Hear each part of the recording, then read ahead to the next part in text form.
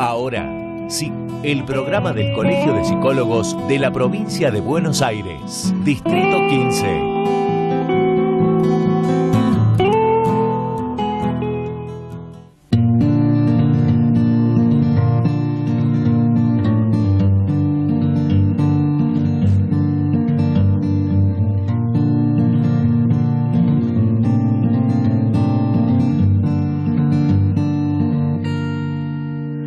Puede ser que pasen días sin saber. Puede ser que lo que duela es no entender. Puede ser que la lluvia tenga fin. Puede ser que por ella no te vi. Puede ser que estés aquí, pero aún no te conocí. Queda mucho por vivir. Puede ser que en la noche invernal buscaré los rincones de la ciudad. Puede ser que me llegue a ver. Bueno, ¿te parece si comenzamos a hablar sobre, esto de la jornada, esto del feminismo hoy? Sí, en la Fundación Campos del Psicoanálisis ya lo hicimos el año pasado con lo que fue Freud por Venir, una jornada abierta a la comunidad que hacemos con la Subsecretaría de Cultura del municipio de San Isidro. En esta oportunidad, el sábado que viene, el sábado 10, de las 10 a las 20 horas, digamos, hacemos una larga jornada que tiene como título Familias, es decir, la familia a lo largo de la historia y la familia hoy, los feminismos, la femineidad, lo femenino, es decir, recoger el guante respecto de algo muy importante en este momento, donde se hacen escuchar muchas voces muy interesantes en el campo de la sociología y de la antropología, y hacer entrar una voz más desde uno de los muchos psicoanálisis de los que hay. Entonces, es una jornada de todo el día. Comenzamos trabajando con fragmentos de una película Hombres, Mujeres y Niños, y trabajamos con esos fragmentos que plantean distintas cuestiones de lo contemporáneo en relación a el uso y la incidencia y la vigencia y los efectos de las redes en estos lazos. Esto por un lado. Después hay un espacio dedicado directamente a los niños de todas las edades, no importa, nos arreglamos con la mezcla de edades, donde los niños quedan invitados, por supuesto, a dibujar y a pintar y demás, y mientras hacen eso, que es una actividad que les sale directamente a ellos,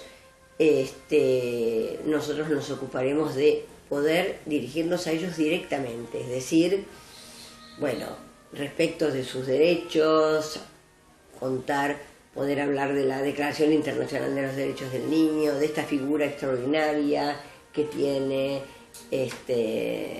ahora, que se llama el abogado del niño, poder hacerlo llegando a ellos y a todas las edades, poder llegar también con una palabra respecto de lo que es la adopción como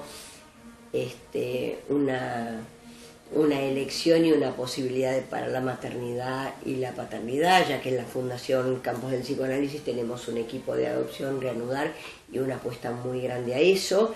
Así que allí es ese espacio. Luego tenemos una mesa sobre feminismo, femineidad y lo femenino, muy interesante, con distintos participantes hablando y dialogando con la comunidad. Es abierta a la comunidad, a toda la comunidad, a la diversidad de la comunidad, a todas las edades. Después de esa mesa, de 14 a 15:30, tenemos una mesa a las 16 horas, donde es la familia a lo largo de la historia y la familia hoy, sus consecuencias, sus lazos. También tendremos como invitada en esa mesa a Cecilia Dopazo, que es la actriz que tiene una obra que se llama Gente Feliz, donde muestran parejas distintas, con distintos avatares y contingencias, así que va a dar para hablar de los lazos hoy. Y después hay un espacio muy interesante a las 18 horas, que es un espacio de tango. ¿De tango? De tango, donde por un lado va a haber 2 maestros de tango que hacen su presentación y van a invitar a una pequeña milonga en el momento, pero antes de eso, abriendo a ese espacio de tango, vamos a hablar de las letras de tango y la historia de las letras de tango, el lugar de la mujer y el lugar de la madre en el tango, por un lado, y también de algo muy interesante que son los avatares de un grupo feminista tanguero que elaboró un reglamento para las milongas. ¿Y cómo sería? Para los bailes. Claro. Entonces, No para las letras, sino para el letras, baile. las letras están. Y las letras que fueron escritas hace 40, 50, 60 años, hoy no podrían ser escritas, porque directamente... No. El INADI El INADI estaría a brazo partido ahí trabajando, por supuesto. Así que participan de un momento histórico que testimonia, en realidad lo interesante de la cuestión es que es testimonia de la distancia a la que estamos.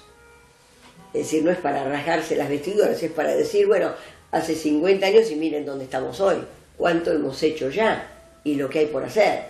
Así que es bien interesante la cuestión. Y respecto del otro... también el tango está revolucionado. No es el tango de antaño. El tango tiene sus distintos momentos. Antes estaba prohibido para las mujeres, bailaban entre hombres, esto y lo otro. Después fue pasando del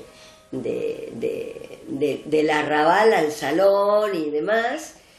Y fue pasando algo también con las letras de tango y con lo que es el tango contemporáneo, el tango moderno, el tango de hoy. Hay grupos estupendos, así que es importante en una jornada como esta hablar de algo tan criollo, tan rioplatense como es el tango. ¿Y cómo escuchan los feminismos hoy, las letras, aquellas letras de tango que, pues, si hoy se compusieran hoy sería una barbaridad? Pero digo, ¿hay algún tipo de interpretación, hay una comprensión de eso? ¿Se lo niega, se lo cuestiona? No, eso es un hecho. Eso era así.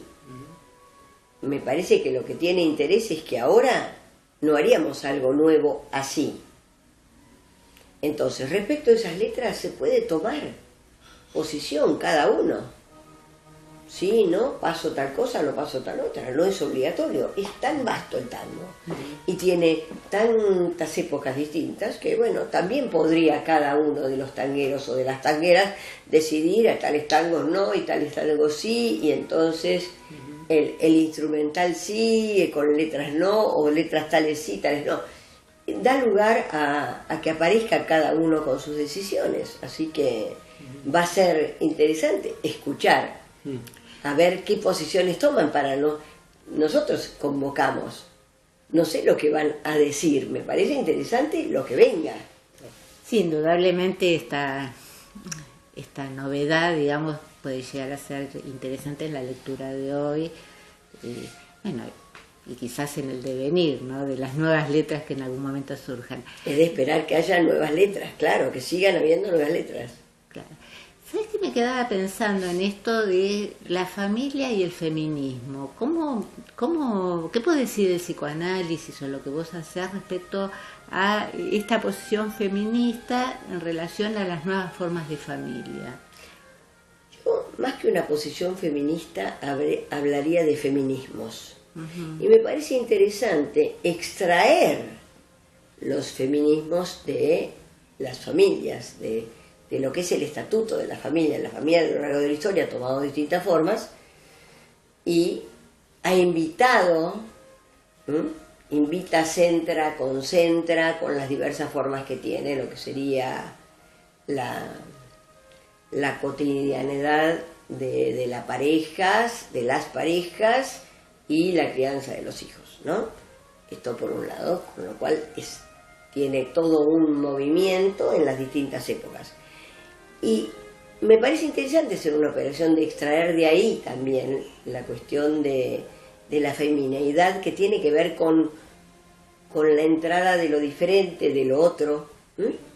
Así que esa es la operación que en realidad se hace en toda la jornada.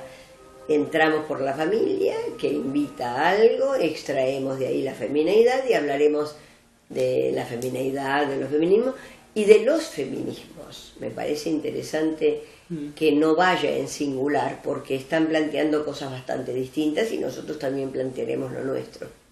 Claro, sí.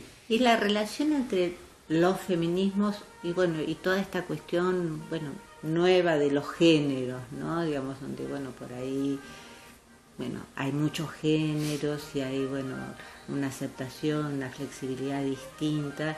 ¿Cómo se relacionaría esto de los feminismos con esta ampliación donde, bueno, ya no hay dos géneros? Y bueno, ese es uno de los efectos de los feminismos, con todas las diferencias que tienen, me parece que una de los efectos que se ha producido es que, bueno, ha quedado abolido lo de los géneros para, digamos, los movimientos producidos por los feminismos han intervenido, como dicen los artistas, o han disuelto o han multiplicado el binario femenino-masculino para abrirse a otras opciones, donde entonces no es que han crecido las clasificaciones, cosa que no me parecería en absoluto interesante. Lo que sí me parece interesante es que al abrirse este binarismo de hombres y mujeres, femenino y masculino, al abrirse este binarismo se abrió a la entrada de lo singular, de esa particular relación de cada uno, consigo mismo y con los otros. Bueno, qué interesante esto de no, lo que dice Adriana, de no ampliar, sino esto de plantearse esto de que, bueno, que esto abre a lo singular, ¿no? Digamos. Claro, estaba pensando por ahí tiempo atrás, como el afuera, te iba como estableciendo pautas o direcciones. Ahora se pasa de ser definido u orientado por el afuera a ser más el individuo y su interioridad el que empieza como a construir. Claro, te diría que es un poco el recorrido de cualquier, de un análisis, es decir, de lo que viene del otro, poder cruzar lo que viene del otro con, en realidad, con el alcanzarse a sí mismo de cada uno. Más que lo individual, te diría, en el alcanzarse cada uno en esos rasgos con los que cada uno tiene que ver. Esa es la deuda que uno tiene. Entonces es como, bueno, el análisis como lo que da oportunidad, un campo de trabajo para la aparición de un alcanzarse a sí mismo de cada uno. Más que individual, lo singular, me parecería que por ahí va más. Porque me parece, y tomo la cuestión de lo individual, porque ha sido este año una apuesta en la Fundación Campos del Psicoanálisis, pensar que es importante que el psicoanálisis se dirija a tratar lo individual. Lo individual es un producto del capitalismo, y la versión contemporánea del capitalismo es bastante feroz por la ferocidad de las diferencias que trae como consecuencia. Entonces, poder ubicar que ahí donde el capitalismo dice individualidad, individualismo, sálvese quien pueda, etcétera, etcétera, el psicoanálisis dice, momentito, en vez de lo individual, que es lo individuo, lo individual, lo individuo, en vez de lo individual, vamos a ver un poquito vamos a ver la singularidad de cada uno, y ahí viene una diversidad absolutamente interesante. Le hacemos obstáculo a lo masivo, aparece, digamos, bueno, los distintos cuestiones singulares de cada uno en cada análisis, y el psicoanálisis creo que tiene que ocuparse de lo singular. Yo pensaba, digo, por un lado está frente a estos cambios, está como, hay personas que están como en una posición como, bueno, como mirándolo de manera muy positiva a todo esto que se está generando, y por otro lado están los que están más reticentes al cambio, los que tienen más miedos, ¿no? No al cambio, no a esto nuevo, no a lo otro. ¿Cómo podemos entender esto? ¿Siempre fue así? ¿Es normal que pase? Creo que lo que interesa es que entre algo que sea otro a lo que hay, lo otro. Ahí estamos, esto es lo que están trayendo los feminismos, algunos avanzando en una línea muy confrontativa. Entonces, cuanto más confrontativa es la posición, más posibilidad de que el otro entre en miedo o el rechazo. Pero hay distintas voces. Me parece que es un momento para escuchar la diversidad de las voces. Y la verdad que las versiones, lo que interesa es las verdaderas consecuencias, que haya consecuencias reales de esto, no pelea, sino consecuencias reales, que se mueva esta amplia cuestión que podemos llamar realidad, definida de mil diversas formas, bueno, que pueda haber un trabajo hacia la equivalencia, no hacia la identidad, ¿no? Claro. Entonces, eso requiere que haya verdaderas consecuencias. Sí. Más allá del marco de lo legal. No, más allá y más acá. Creo que además hay dos órdenes.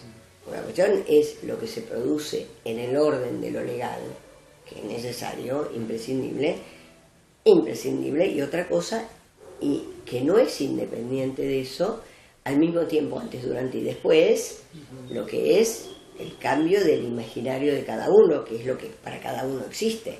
Es decir, es completamente distinto, podríamos decir, lo que entraba en el imaginario de la gente hace 50 años que ahora. ¿No? Lo dijimos en relación a las letras también el otro día, ¿no?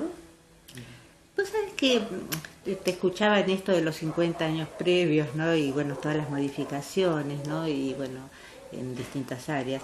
Y pensaba que si el psicoanálisis se tuvo que ir adecuando a esta época, y cómo, digamos, cómo se adecua, si es que se adecua a esta época, si cambia, bueno, ¿cómo es el psicoanálisis hoy? Esta sería la pregunta. Bueno, yo te diría que el psicoanálisis hoy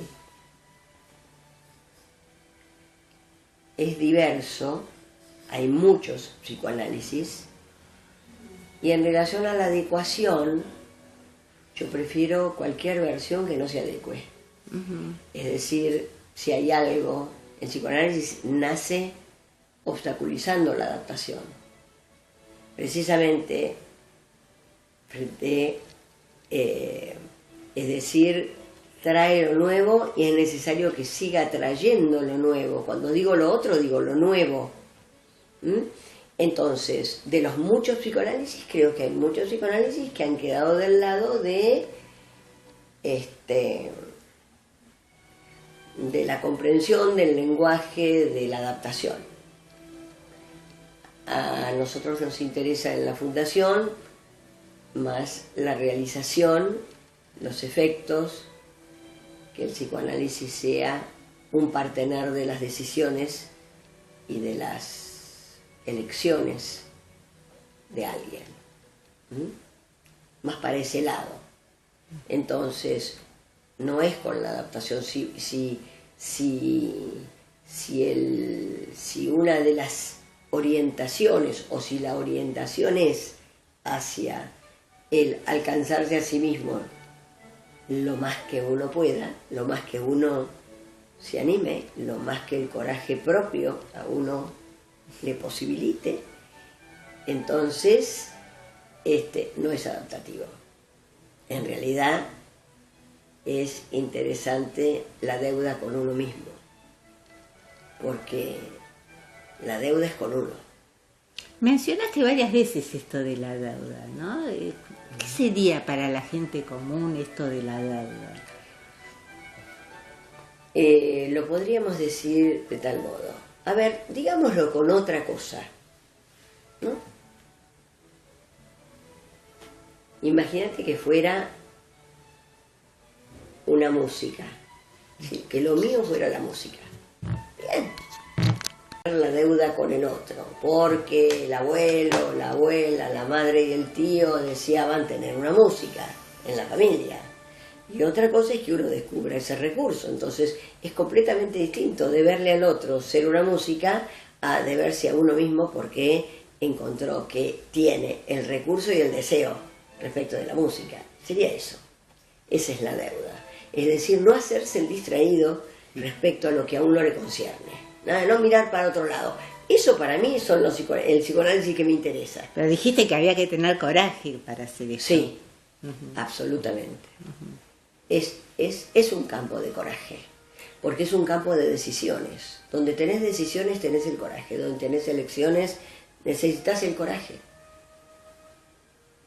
El coraje porque cuando decidís tomás algo y soltás otra cosa. Es coraje eso. Bueno. Claro, por fuera de vuelta de esta cuestión más adaptativa. Claro. Esto no quiere decir que uno arma una propuesta en una isla desierta. Hay que hacer montones de cosas que son necesarias en función de las posibilidades que uno va teniendo de acuerdo a las edades y demás. Bueno, la cuestión es si en esa cuestión que llamamos vida, que es un conjunto de elecciones y decisiones, puedo no perder el eje, que siempre es una situación de privilegio, puedo no perder el eje en relación a lo que me concierne. Eso es un privilegio que hay que poder agradecer y hay que, ¿no? Porque bueno, hay distintos momentos, uno arranca de distintos lugares y todo lo demás, ¿no? Así que, pero que la orientación sea un escuchar los propios deseos, rasgos, etcétera, ¿no? Vos, ¿puedo cambiar de tema? Sí. Porque me llamó la atención cuando vos hablabas de, bueno, de hablarles a los niños, ¿no? Directamente a los niños, sí. Con los padres alrededor, Sí, obviamente, sí, ¿no? Sí. No, y cuando hablabas, bueno, de hablarles a los niños sobre los derechos también, ¿no? Bueno, me llamó mucho la atención esto, ¿no? ¿Cómo se le habla a un niño sobre los derechos, sabiendo que es un niño, ¿no? Y bueno, ¿cómo lo interpretará? ¿Qué hará con eso, no? Sí, no es la primera vez que lo hacemos, porque es algo que nos viene interesando lo directo. Se produce una escena muy particular, porque tenés 2, 3, 4, 5, 12 años, es muy distinta la cuestión porque viene quien viene. Entonces, obviamente, el de 2, 3 años ahí, bueno, está ayudado con sus cubitos que hace. Imagínate que no dispone del lenguaje como para entender lo que se va haciendo, pero a partir de determinada edad, sí, se puede hablar de lo que es, las decisiones, la diferencia con el capricho, que también, las decisiones, el cuidado de sí, vas como también sectorizando la escena, ¿no? Si tenés un grupito, es azar puro, porque de pronto nos ha pasado de tener muchos de tal edad y poquitos de otra, así que en el momento vamos decidiendo. Está bien. Así que nos adaptamos a eso. Ahí sí. Es ajustarse. En toda esta cuestión de acercarse a los niños y hablar, bueno, digamos, para ellos en forma directa, ¿se pone en juego, o en tu experiencia previa, todo lo que sea, bueno, el abuso sexual o estas cuestiones donde, bueno, el niño termina siendo víctima o victimizado por situaciones, o no se llega porque es esto que tendría forma más o menos de taller, digamos? O... Sí, es un encuentro, es una conversación, es un encuentro con los niños. Arrancamos, hay una hora de tiempo, así que arrancamos del lado de los derechos, ¿no? Lo otro vendría a ser, no da el tiempo como para abordar todo. Si alguien pregunta, lo abordamos desde ya, porque es el tema, porque precisamente los derechos del niño es lo que permite que el niño sea cuidado, pero además tiene que conocer sus derechos para saber que además las instituciones lo cuidan, las instituciones tienen que cuidarlo. O deberían. Deberían, sí, deberían y deberían. Y cuidan también. A veces mejor, a veces peor, pero cuidan. Y este trabajo también contado a las instituciones es importante, que sepan que el niño no es un menor. Fue un gran logro para la letra de la ley sacar de la letra de la ley la palabra menores. ¿Saben de dónde viene la palabra menor? No. De algo que es impresionante, lo vamos a decir, de lo que eran los niños para Aristóteles. Discapacitados, menores en sus recursos, que no deben ser escuchados. Miren, si leemos, lo vamos a traer en la jornada, si leemos lo que decía Aristóteles, Aristóteles tiene cosas absolutamente extraordinarias y no vamos a desmerecerlo, pero en relación a los niños, el INADI no le permitiría terminar la frase. Entonces también es muy lindo compartir con la comunidad estas cosas. Claro, también tiene que ver con esto que Vamos vos a decías, leerlo, ¿no? Con las épocas, ¿no? Digamos, lo que pasaba 50 años atrás, lo que pasaría 300 años antes de Cristo. Exactamente. Estaba pensando, bueno, si no estamos frente a una nueva era entonces, ¿no? Porque digo, hay mucho de lo anterior que a los ojos de hoy es muy cuestionado, como irrepetible o inconcebible que algo de eso se pueda trasladar a pensarlo como si se pudiese fabricar o construir hoy. Claro. Digo, podríamos estar pensando también de una nueva era. Sí. En cuanto a una cosmovisión, una manera de Sí. Sí, y además creo que uno marca las eras después que tiene los efectos, ¿no? Y se da cuenta que ahí empezó tal cosa y tal otra, pero indudablemente de la mano de esta recomposición de los derechos y obligaciones, porque a veces se toma solamente la cuestión de los derechos, no, la equivalencia de derechos y obligaciones, marca de la mano de los feminismos entra lo nuevo, pero en muchas épocas pasó así. Estaba pensando En también realidad, sí. lo hagan o no lo hagan las mujeres, en este caso está hecho por las mujeres, pero no solo por las mujeres, en todas las épocas donde entra algo que es radicalmente lo otro, tiene un estatuto que se toca con lo revolucionario de los feminismos. Estaba pensando también si estamos frente a una época donde son los menores los que nos están enseñando ahora los adultos, por ahí en contraposición a como podía resultar antes, ¿no? Donde, bueno, el niño era educado por los mayores. Digo, uno escucha un montón a diario, ¿no? Padres que hablan de, bueno, cómo sus hijos interpretan cuestiones ligadas al feminismo o a la homosexualidad o cuestiones de ese tipo y y cómo los padres se quedan con la boca abierta, ¿no? Porque Claro. frente a ciertos planteos o maneras de ver las cuestiones, ¿no? Exactamente, es decir, una cosa que es absolutamente novedosa es la inversión que se produce respecto a la generación de 15, 12, 15, 18, enseñándole cosas a los padres porque ellos ya tienen un imaginario, es decir, el mundo que existe para ellos, que tiene una lógica distinta en el funcionamiento de las chicas, los chicos, les chiques.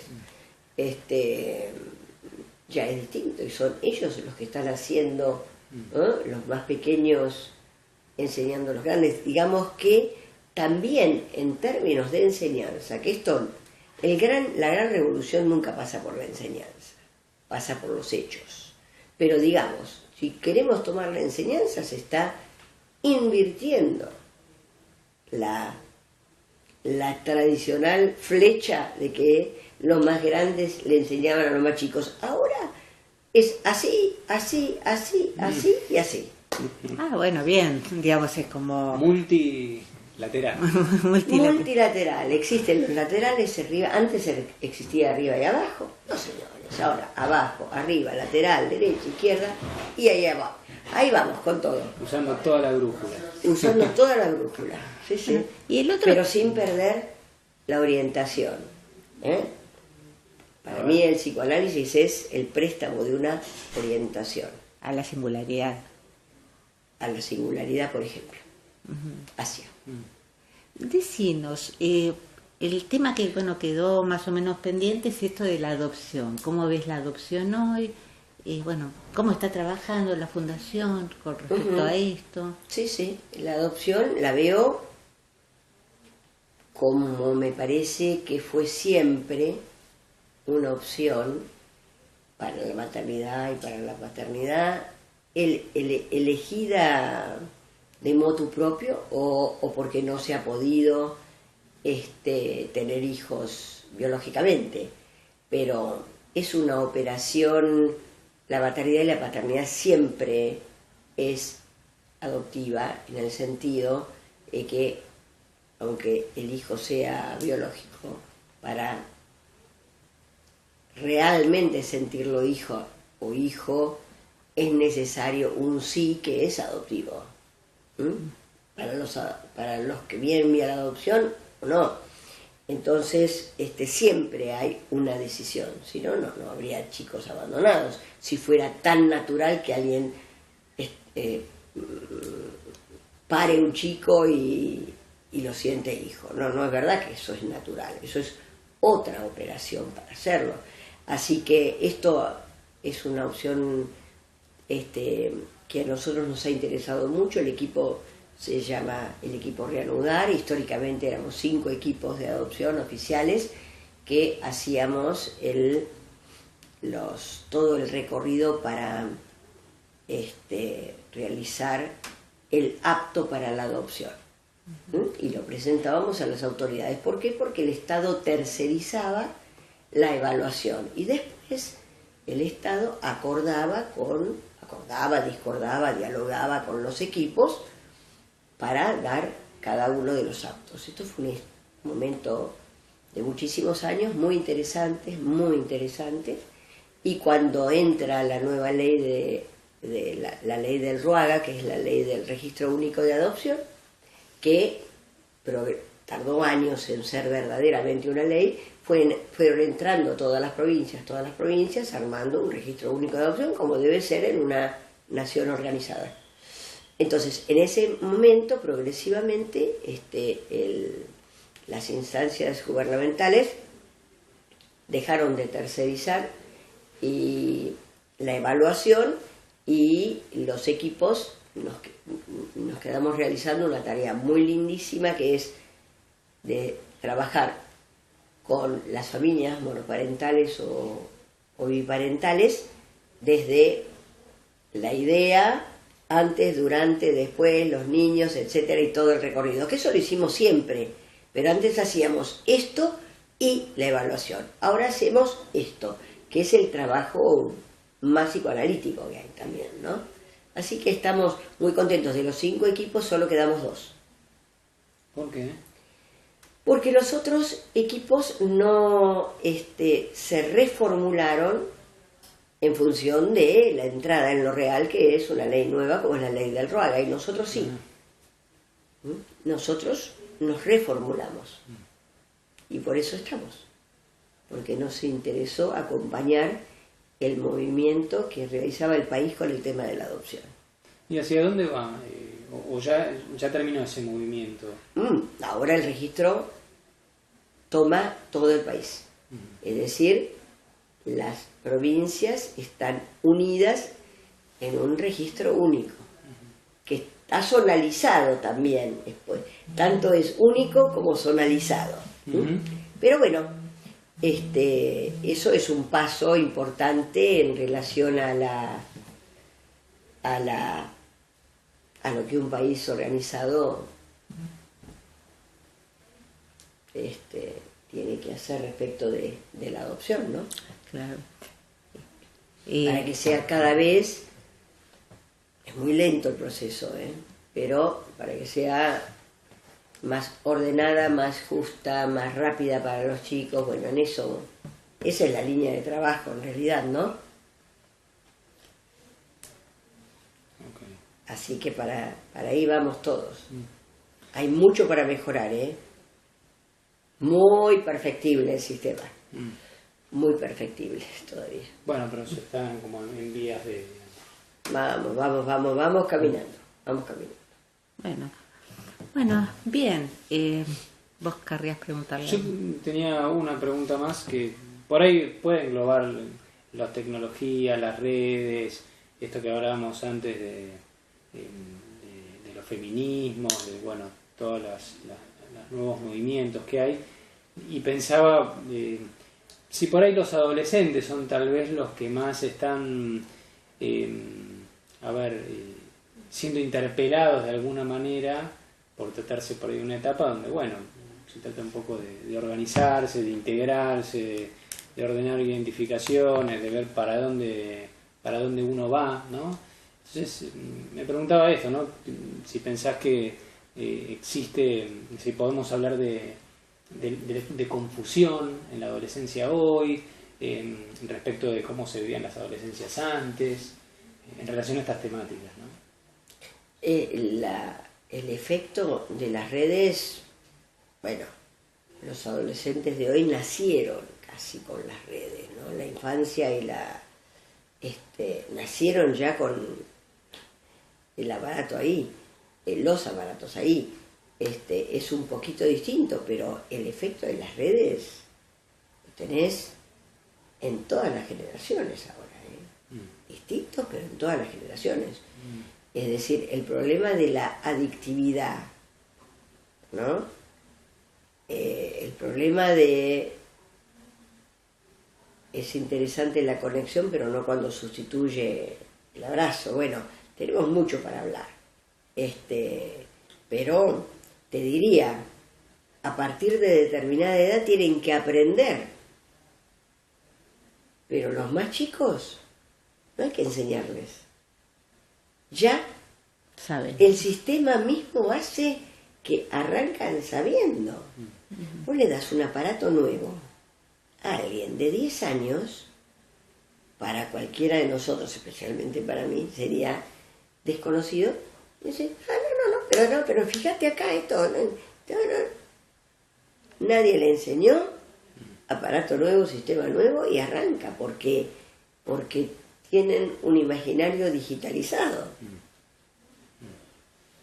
Bueno, qué interesante todos los cambios y qué interesante que escucharte siempre, ¿no? Así que te agradecemos que nos hayas recibido en este lugar y que nos hayas contado todo lo de la jornada, y nos hayas permitido saber algo más, ¿no? Sobre todo lo que están haciendo. Bueno, gracias a ustedes, muy interesantes las cosas que preguntaron y han sido muy convocantes las preguntas de ustedes, así que muchas gracias. Bueno.